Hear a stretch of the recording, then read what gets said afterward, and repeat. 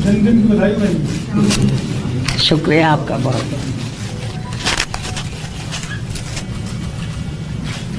शुरू करें?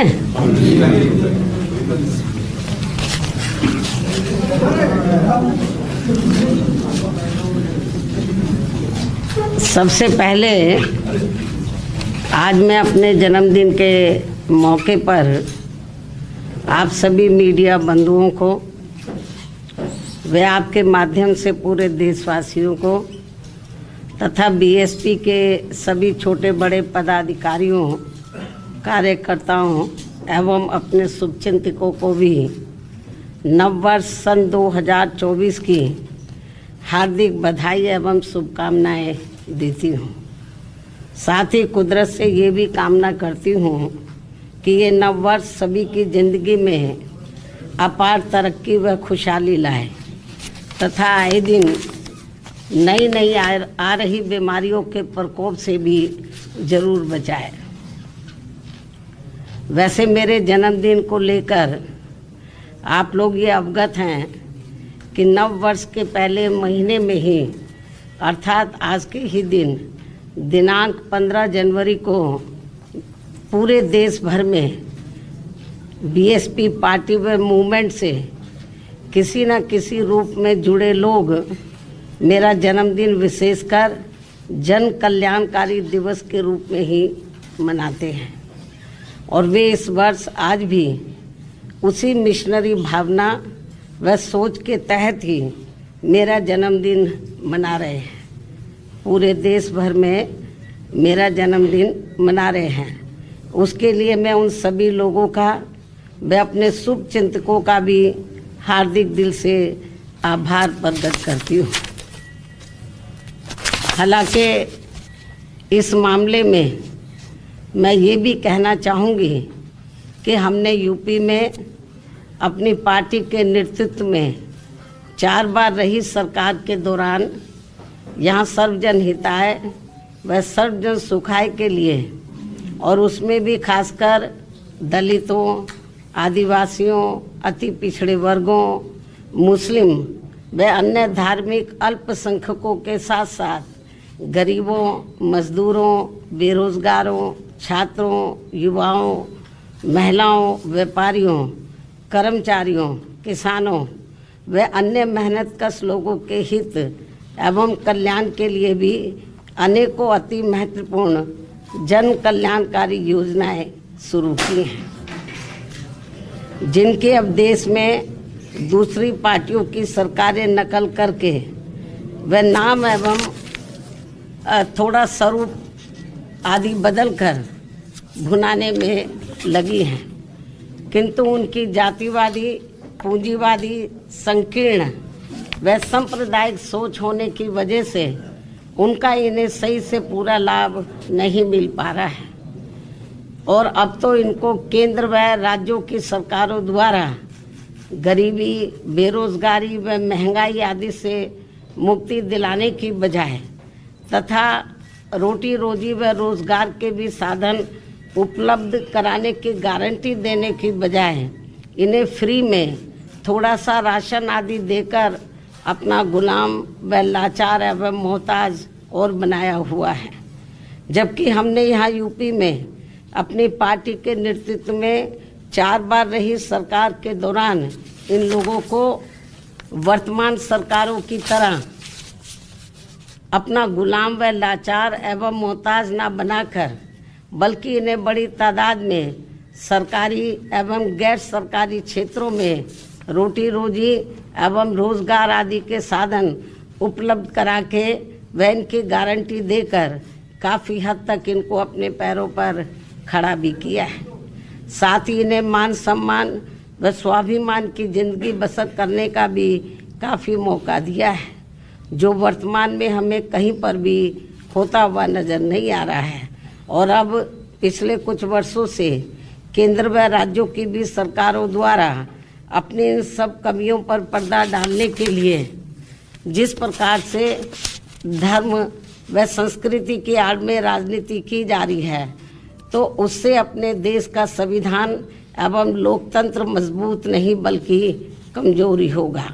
ऐसी स्थिति में आज मैं अपने जन्मदिन के खास मौके पर व मीडिया के जरिए इन सभी दुखी एवं पीड़ित लोगों से व विशेषकर बहुजन समाज के सभी वर्गों से अर्थात दलितों, आदिवासियों, अति पिछड़े वर्गों, मुस्लिम व अन्य धार्मिक अल्पसंख्यक समाज के लोगों से ये कहना चाहूँगी कि वे अपनी रोटी रोजी व रोजगार आदि के लिए तथा मान सम्मान एवं स्वाभिमान की जिंदगी बसर करने व अपनी वर्तमान एवं आगे आने वाली पीढ़ी की बेहतरी के लिए भी अपने संतों, गुरुओं व महापुरुषों में भी खासकर महात्मा ज्योतिबा फूले, श्री छत्रपति शाहू जी महाराज, श्री नारायणा गुरु, परम पूज्य बाबा साहब डॉक्टर भीमराव अंबेडकर एवं मान्यवर श्री कांशीराम जी आदि के बताए हुए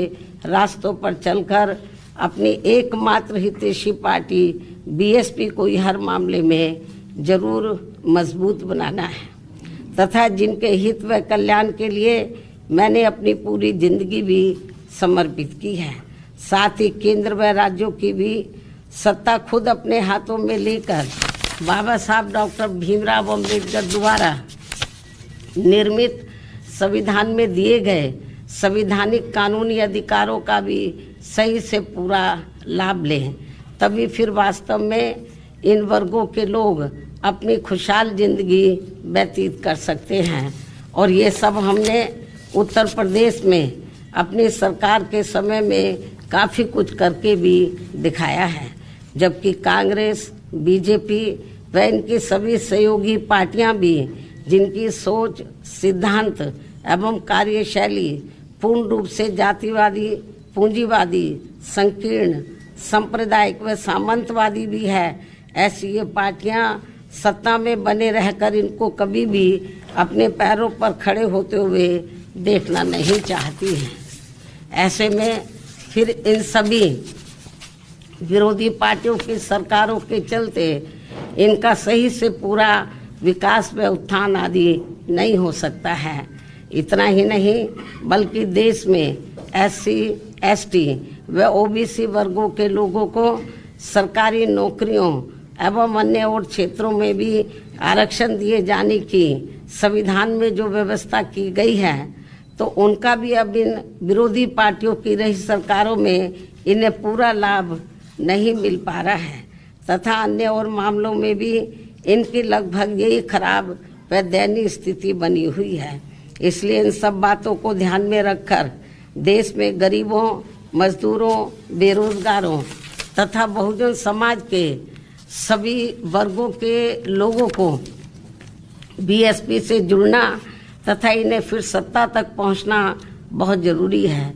किंतु इन्हें यहाँ ये बात भी जरूर ध्यान में रखकर चलना होगा कि ये लोग अपने इस मकसद में कामयाब ना हो सके तो उसके लिए यहाँ सभी विरोधी पार्टियाँ अंदर अंदर एक होकर व किस्म किस्म के साम, दाम, दंड भेद आदि अनेकों हथकंडे इस्तेमाल करके इन्हें हमेशा सत्ता से दूर बनाए रखना चाहती हैं, जिनसे इन्हें हर स्तर पर सावधान रहना होगा तथा गुमराह भी नहीं होना है। और इस मामले में ताज़ा उदाहरण ये है कि अभी हाल ही में विपक्ष के इंडिया गठबंधन को लेकर जिस प्रकार से सपा मुखिया ने एक सोची समझी रणनीति के तहत बीएसपी के लोगों को गुमराह करने के उद्देश्य से कुछ ही घंटों के अंदर बीएसपी प्रमुख के प्रति गिरगिट की तरह अपना रंग बदला है, तो उससे भी पार्टी के लोगों को जरूर सावधान रहना है। इसके साथ ही पिछले महीने पार्टी की ऑल इंडिया की बैठक में आम सहमति से श्री आकाश आनंद को मैंने अपना एकमात्र उत्तराधिकारी घोषित किया था। तो उसके बाद से बीच में अब मीडिया में ये भी फर्जी व गलत खबरें प्रचारित की जा रही हैं कि ऐसा लगता है कि अब बीएसपी प्रमुख जल्दी ही राजनीति से संन्यास लेने वाली है, जिसमें रत्ती भर भी सच्चाई नहीं है। जबकि मेरी जिंदगी का आखिरी सांस भी पार्टी को मजबूत बनाने में ही लगा रहेगा। इस किस्म की फर्जी व गलत खबरों से भी पार्टी के लोगों को गुमराह नहीं होना है। और अब तो चुनावों में ईवीएम में अधिकांश धांधली व गड़बड़ी किए जाने की मिल रही खबरों से भी बीएसपी के लोग भी काफ़ी ज़्यादा दुखी व चिंतित भी हैं। हालांकि ऐसी स्थिति में ये व्यवस्था बाहरी देशों की तरह कभी भी यहाँ ख़त्म हो सकती है। ऐसे में अपनी पूरी ऊर्जा से पार्टी को मजबूत बनाने में लगे रहना है। अपनी पार्टी के लोगों को ऐसे में अपनी पूरी ऊर्जा से पार्टी को मजबूत बनाने में लगे रहना है। और यदि पार्टी के लोग इन सभी हालातों का मुकाबला करके अपनी पूरी ईमानदारी व निष्ठा से आगे बढ़ने की पहल करते हैं, तो फिर हमारी पार्टी जरूर आगे बढ़ेगी। इसी भरोसे के साथ ही अब मैं अपने जन्मदिन के शुभ अवसर पर अपनी पार्टी व मूवमेंट के हित में हर वर्ष की तरह इस वर्ष भी मेरी लिखित पुस्तक मेरा संघर्ष में जीवन एवं बीएसपी मूवमेंट का सफरनामा के 19वें हिंदी एवं अंग्रेजी संस्करण का विमोचन भी करती हूँ। और ये पुस्तक खासकर वर्तमान युवा पीढ़ी व पार्टी में नए जुड़े लोगों के साथ साथ आगे आने वाली पीढ़ी के लिए भी उनका एक उज्जवल एवं बेहतरीन मार्गदर्शक बनने का काम करेगी, जिससे मैं हर वर्ष इस पुस्तक के जरिए आज के ही दिन अपने लोगों को ये खास तोहफा भी देती हूँ। और अब मैं इस अति महत्वपूर्ण पुस्तक का विमोचन करने से पहले पार्टी के लोगों से ये भी अनुरोध करती हूँ कि अब देश में लोकसभा के आम चुनाव होने का भी समय बहुत कम ही रह गया है।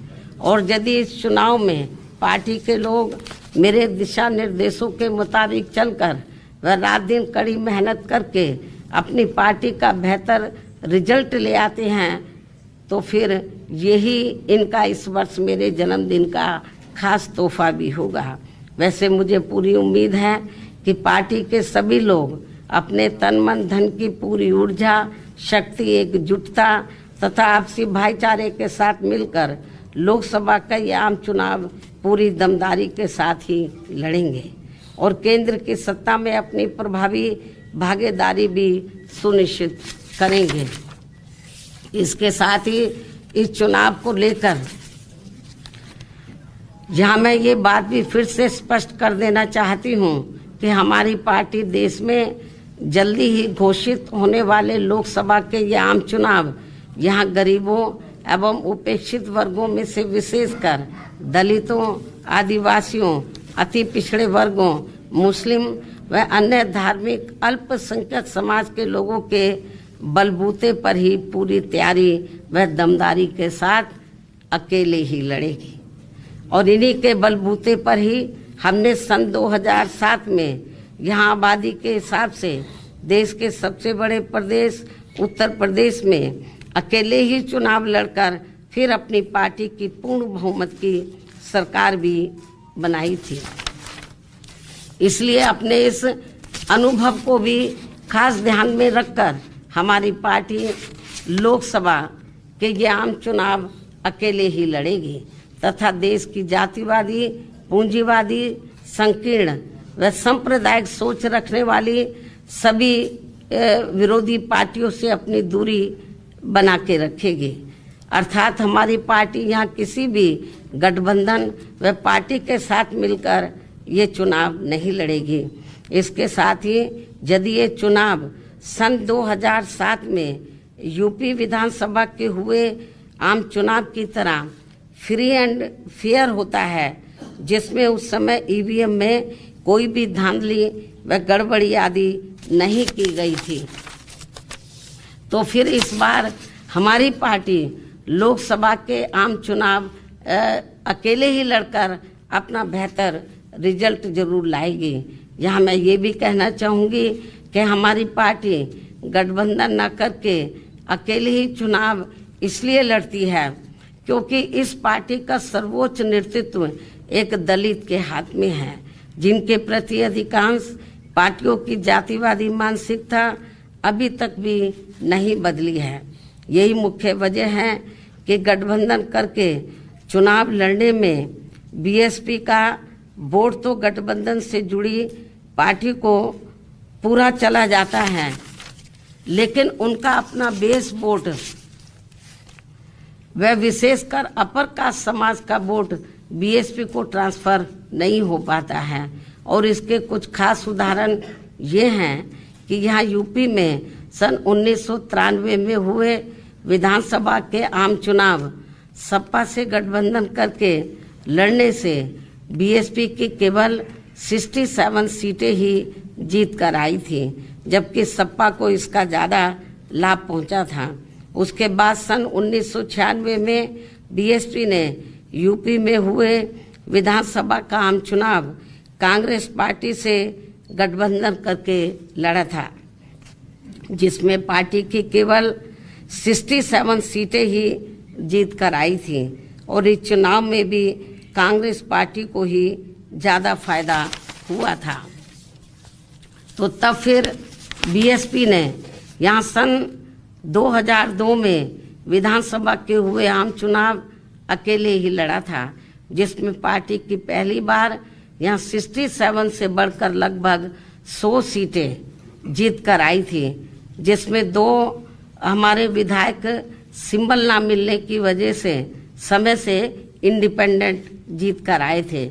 उसके बाद सन 2007 में यूपी में विधानसभा के हुए आम चुनाव में बीएसपी ने फिर से अकेले चुनाव लड़कर यहाँ अपनी पूर्ण बहुमत की सरकार भी बना ली थी, जबकि उस समय ये चुनाव ईवीएम से ही हुआ था, जिसमें शुरू में कोई धांधली व बेईमानी आदि नहीं हो पाई थी।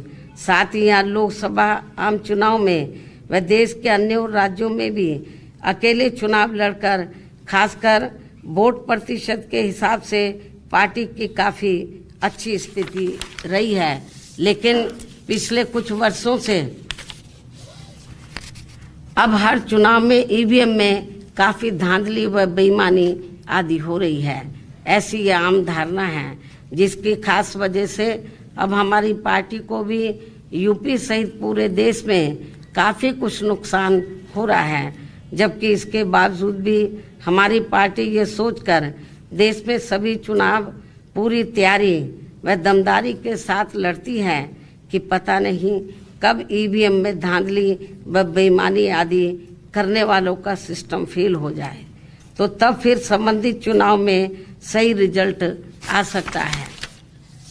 हालांकि अब ईवीएम के विरोध में काफ़ी आवाज़ें भी उठने लगी हैं।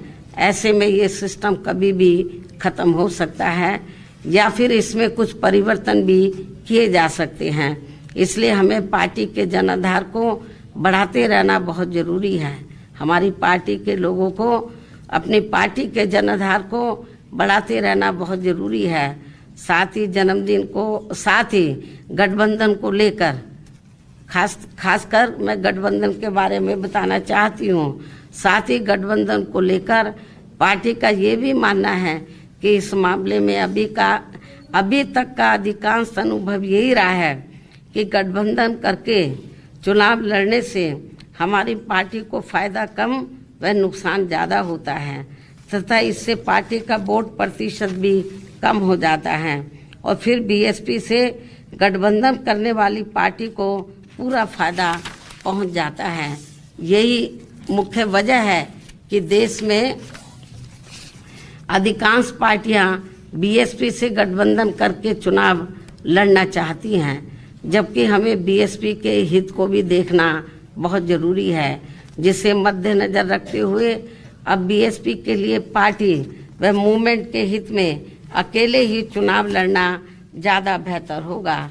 लेकिन अब किसी भी चुनाव के बाद हमारी पार्टी खासकर कमज़ोर एवं उपेक्षित वर्गों के हितों में केंद्र व राज्यों की सही बनी सरकारों में व उनकी ज़रूरत को ध्यान में रखकर अपनी उचित भागीदारी के आधार पर शामिल भी हो सकती है। लेकिन चुनाव मिलकर नहीं लड़ेगी, चुनाव के बाद का मैं आपको बता रही हूँ, क्योंकि ऐसे में अब पूर्व की तरह पार्टी बाहर से फ्री में समर्थन देने वाली नहीं, ताकि अपने लोगों के हितों में कुछ जरूरी कार्य होते रहे। संक्षेप में मेरा यही कहना है कि हमारी पार्टी अब देश में जल्दी ही होने वाले लोकसभा के आम चुनाव अकेले ही लड़ेगी, अर्थात किसी भी पार्टी व गठबंधन के साथ मिलकर ये चुनाव नहीं लड़ेगी। इन्हीं जरूरी बातों के साथ ही अब मैं अपनी पुस्तक का विमोचन करती हूँ।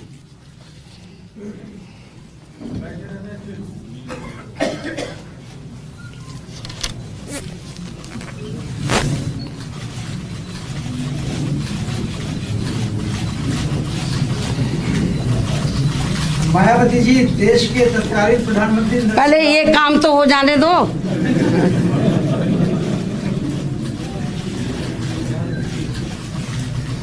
देश के तत्कालीन प्रधानमंत्री नरसिंह राव ने आपको कहा था कि आप भारतीय लोकतंत्र का चमत्कार हैं।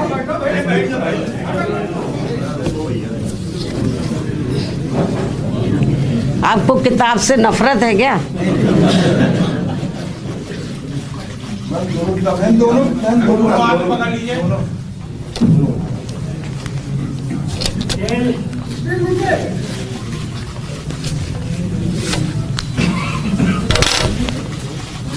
इधर थोड़ा हाथ कर लीजिए, चेहरा आपका नहीं आ रहा है।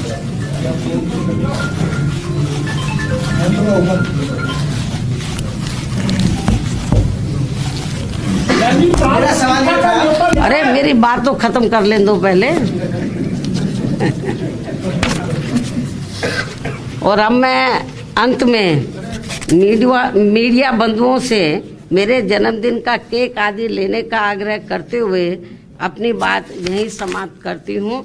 यदि आपके कुछ सवाल हैं तो आप पूछ सकते हैं, वरना मैं आपसे यहीं रजा लेती हूँ। धन्यवाद। जय भीम व जय भारत। अमेरिका में जन समुदाय के सामने कहा था आप। हाँ भाई,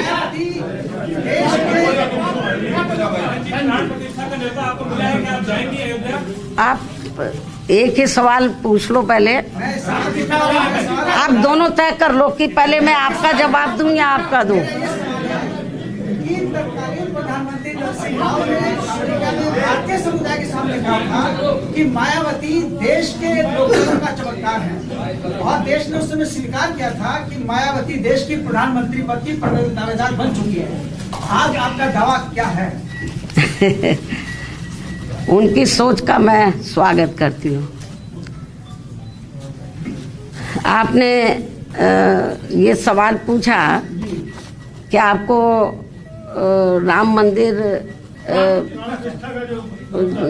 मंदिर से निर्माण से संबंधित जो कंप्लीट लगभग होने के लिए जा रहा है, उससे संबंधित जो प्रोग्राम इस महीने 22 जनवरी को होने के लिए जा रहा है, तो उसके संबंध में आपने ये सवाल पूछा है कि क्या आपको इसका निमंत्रण मिला है, यही आपका सवाल है। तो मैं आपको ये बताना चाहती हूँ कि मुझे इसका निमंत्रण मिला है। तो और अभी इसका मैंने वहाँ जाने का अभी कोई फैसला नहीं लिया है, क्योंकि अभी मैं अपने पार्टी के काम में बहुत व्यस्त हूँ। लेकिन अयोध्या में 22 जनवरी को राम मंदिर को लेकर जो भी कार्यक्रम होने के लिए जा रहा है उसका हमारी पार्टी को कोई भी ऐतराज नहीं है, उसका हम स्वागत करते हैं। और आगे चलकर जब बाबरी मस्जिद को भी लेकर ऐसा कोई प्रोग्राम होता है तो फिर उसको भी लेकर हमारी पार्टी को कोई भी ऐतराज नहीं होगा, उसका भी हम स्वागत करेंगे। क्योंकि आप लोगों को मालूम है कि हमारी पार्टी धर्मनिरपेक्ष पार्टी है और सभी धर्मों का हमारी पार्टी एक बराबर उनका सम्मान करती है। तो चाहे हिंदुओं का मामला हो या सिखों का हो, बुद्धिस्टों का हो, मुस्लिम समाज का हो या अन्य मजहब को मानने वाले लोगों का हो, तो उनका कोई भी कार्यक्रम होता है या वो कोई भी ऐसा कोई फैसला लेते हैं तो जो मानवता इंसानियत के लिए है, तो मेरे ख्याल कभी हमारी पार्टी ने उसका विरोध नहीं किया है। मैं फिर इसको रिपीट करती हूँ इस बात को कि बीएसपी ही देश में अकेली एक ऐसी पार्टी है जो धर्मनिरपेक्ष पार्टी है और सभी धर्मों का एक बराबर हम सम्मान भी करते हैं। मुझे जो इनविटेशन मिला है तो इसके लिए हम उनका स्वागत करते हैं। और मैं यदि ज़्यादा व्यस्त नहीं रही क्योंकि और भी पार्टी के काम है तो मैं ज़रूर, अभी मैंने कोई इस मामले में अभी कोई डिसीजन नहीं लिया है, अभी तो कई दिन पड़े हुए हैं, तो जो भी डिसीजन लिया जाएगा तो वो आपके सामने होगा।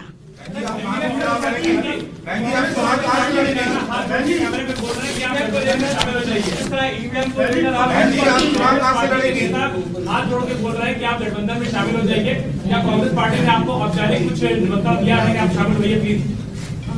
नहीं, क्या कहना चाहते हैं? कांग्रेस पार्टी के जो नेता है, पूर्व नेता है, मौजूदा नेता है, वो सब कैमरे के सामने हाथ जोड़ के बोल रहे हैं कि बहन जी आप हमारे गठबंधन में शामिल हो जाइए। तो क्या कोई औपचारिक बातचीत हुई आपसे? मेरे ख्याल आपको ज्यादा मालूम होगा। अच्छा बहन जी, आप चुनाव कहां से लड़ेंगी? आप हमेशा अभी इलेक्शन अनाउंस नहीं हुआ है। आप हमेशा आपका रुख रहता है, इसको लेकर सड़कों पे कब उतरेंगे, कब तक इसका विरोध दर्ज करेंगे? जरूरी है सड़कों पे उतरना, काम करने के अपने तौर तरीके होते हैं, हर पार्टी के अपने तौर तरीके होते हैं। कांग्रेस का अपना तौर तरीका अलग है, बीजेपी का अपना है, हमारी पार्टी का अपना अलग तौर तरीका। हमारी पार्टी एक कैडर बेस्ड पार्टी है। शायद आपको मालूम नहीं है कि पूरे देश में इस समय हमारी पार्टी के छोटे छोटे कैडर कैंप चल रहे हैं, अकेले यूपी में नहीं, देश के अन्य राज्यों में भी। और बंद जगह पे वो कैडर कैंप होते हैं जिसमें पार्टी और मूवमेंट के बारे में उनको डिटेल में बताया जाता है। तो जरूरी नहीं है हम हाउ हल्ला करें जैसे दूसरी अपनी पार्टी के अपने अपने तौर तरीके हैं, हमें दूसरी पार्टियों की नकल नहीं करनी है। हमारा जो अपना एक सिस्टम है काम करने का, उसके हिसाब से हम लोग चलते हैं। ऑनलाइन ऐप भी आपने जारी किया है? ऑनलाइन ऐप जारी कर रहे हैं। अब ये तो चलता रहता है, अब ये आपके सामने आता रहेगा। हाँ हाल के चुनाव में मैडम, हाल के चुनाव में जो मत प्रतिशत आपका भी 2.5 से 1 रह गया है, और ऐसी स्थिति में किस तरह से आपका ये मत प्रतिशत बढ़ेगा? राजनीति में उतार चढ़ाव आते रहते हैं।